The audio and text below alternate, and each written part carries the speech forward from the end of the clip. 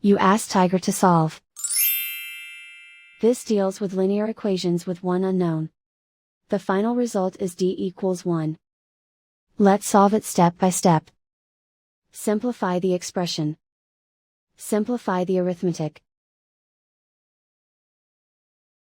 Group all d terms on the left side of the equation. Add 13d to both sides. Group like terms. Simplify the arithmetic.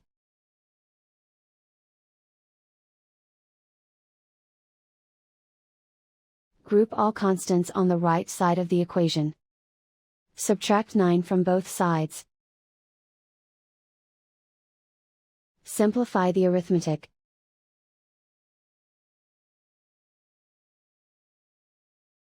Isolate the d. Divide both sides by -9. Cancel out the negatives. Simplify the fraction. Cancel out the negatives.